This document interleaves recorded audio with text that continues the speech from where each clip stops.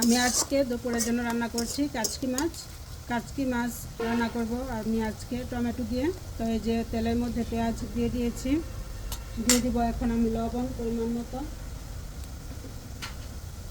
দিয়ে দিচ্ছি লবণ।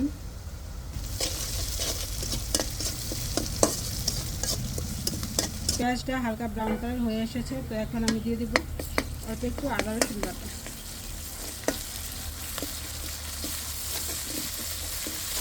দিয়ে দিচ্ছি আমি হলুদের গুঁড়া, আমি মরিচের গুঁড়া দিয়ে দিচ্ছি, অল্প পরিমাণে ধনিয়ার গুঁড়া দিচ্ছি, অল্প একটু পানি। এখন আমি মশলাটা ভালো করে কষিয়ে নেব।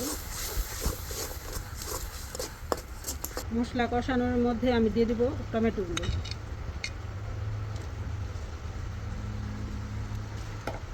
টমেটো এখন দিয়ে দেওয়ার কারণ হচ্ছে টমেটোগুলো তো দেশি টমেটো না, গলে না, শক্ত হয়ে থাকে একদম, সেই জন্য আমি আগেই দিয়ে দিলাম টমেটোগুলো একটু, যাতে একটু নরম হয়।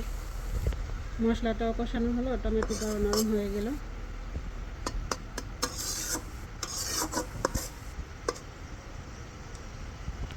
আমি একটু ঢেকে দিচ্ছি।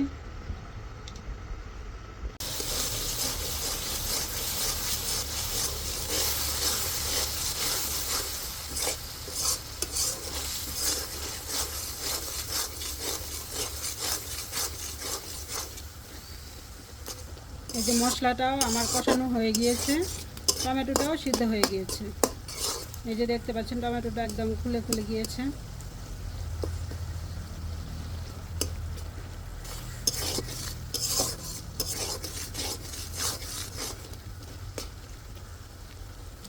এখন আমি লবণ দিয়ে ভালো করে বেছে ধুয়ে নিয়েছি এই যে কাচকি মাছগুলো। এখন পানি ঝরিয়ে আমি দিয়ে দিচ্ছি কাচকি মাছগুলো কড়াইতে।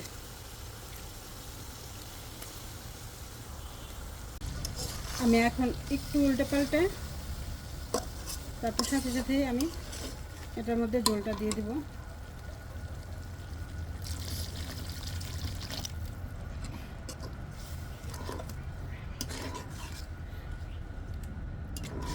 বেশি নাড়াচাড়া করব না, কারণ ছোট মাছ তো ফুলে যাবে বেশি নাড়াচাড়া করলে। আমি ঢেকে দিচ্ছি বলক ওঠার আগ পর্যন্ত।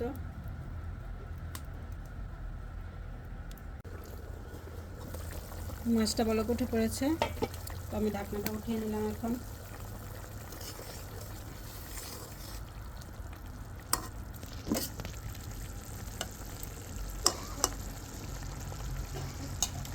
আস্তে আস্তে হতে থাক।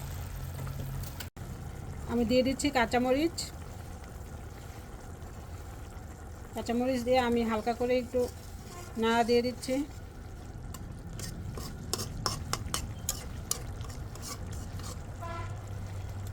আমার তরকারির ঝোলটা আরেকটু শুকালে আমি নামিয়ে নেব। তরকারিটা হয়ে এসেছে, আমি এখন ধনেপাতা কুচি দিয়ে তারপর নামিয়ে ফেলবো তরকারিটা। ঝোল শুকিয়ে এসেছে সুন্দর করে, কালারটা অনেক সুন্দর এসেছে টমেটো দেওয়ার কারণে।